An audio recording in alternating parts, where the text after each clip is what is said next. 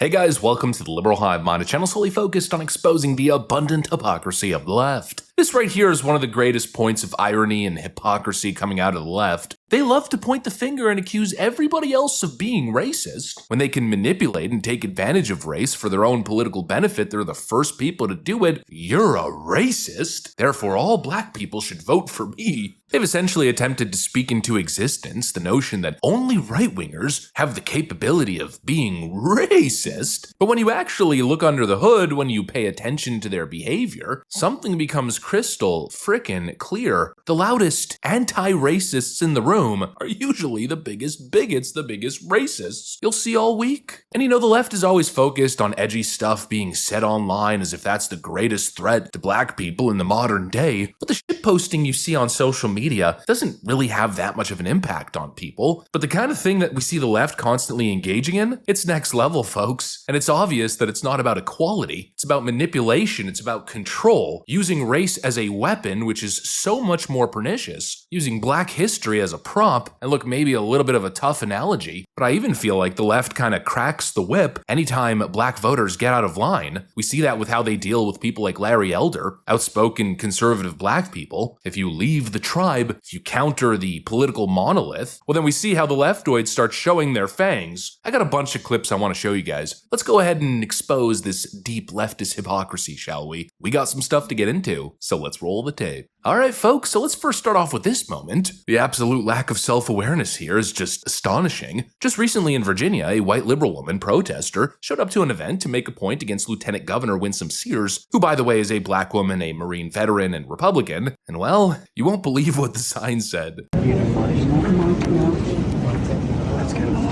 you. Okay, apologies. For next speaker, please.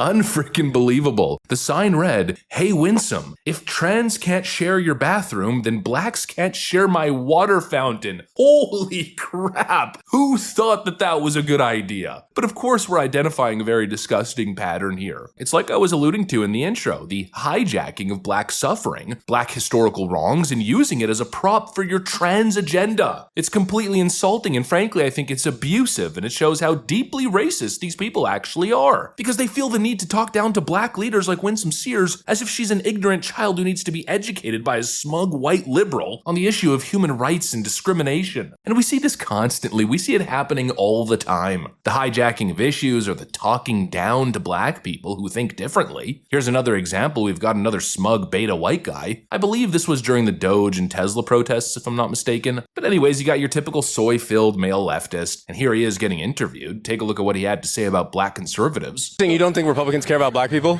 Oh yeah, they hate them. They hate them. They love using them as a cudgel. What would you say to black Republicans? That they're dumb.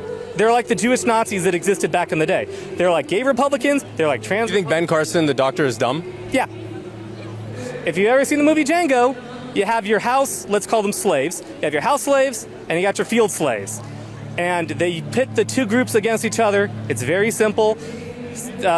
Republicans, or rather, the Conservative Party in the South has been using the fear of black people to suppress white people since before slavery existed, and they do it to this day. Holy freaking crap, I mean, could you imagine talking like that? Or imagine saying anything even close to that as a white conservative male? It would never freaking pass. Antifa would dox your house so freaking fast. But if you're a leftoid, well, I guess pushing disgusting tropes, referring to black conservatives as house slaves and Uncle Toms, perfectly acceptable. It's just disgusting, and obviously, it's the oldest trick in the Democratic playbook. It's the same thing they did against Larry Elder, labeling him the blackface of white supremacy. If you're black and don't obey the Democrat Party, if you don't follow the Democrat dogma, well, they essentially strip you of your humanity and start labeling you with all of this dehumanizing crap. And we're supposed to sit here and believe that this is the party of tolerance. Please. It's modern day plantation politics, plain and simple. And actually that moment reminded me of a clip we played I think 2-3 months ago. Remember when we had again another Tesla protester call Byron Donalds to his face a quote race traitor? You're a fascist. You're a trace. You're a race traitor and you are a fascist.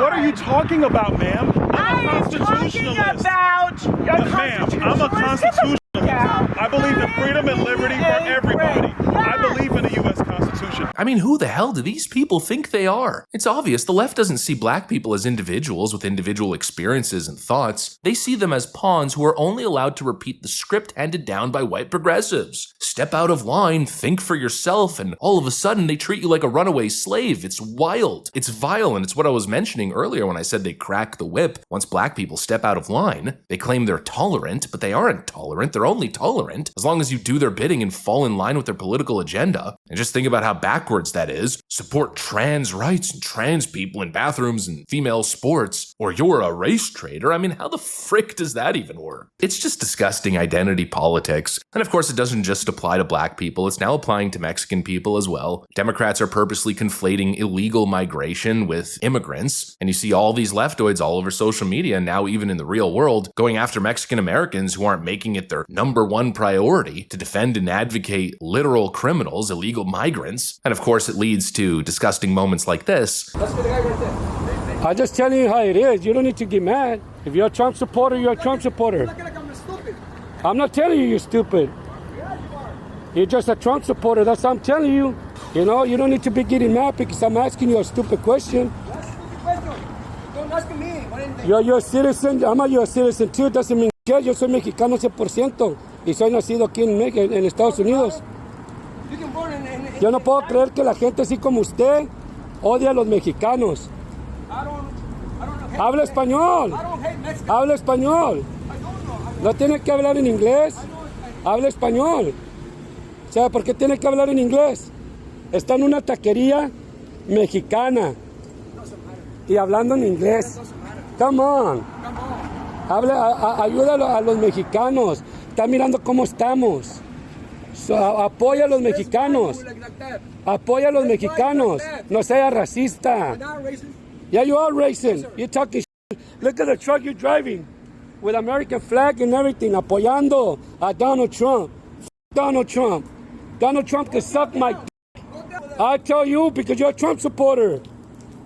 You're a fucking Trump supporter.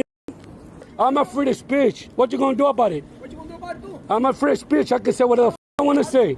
I'm not scared of you either. I don't give a Soy 100% mexicano, verga. Apoya a la raza mexicana, verga. Pinche vato nopalero. Se pasa de verga. Man, fuck you. Fucking bitch, slap you.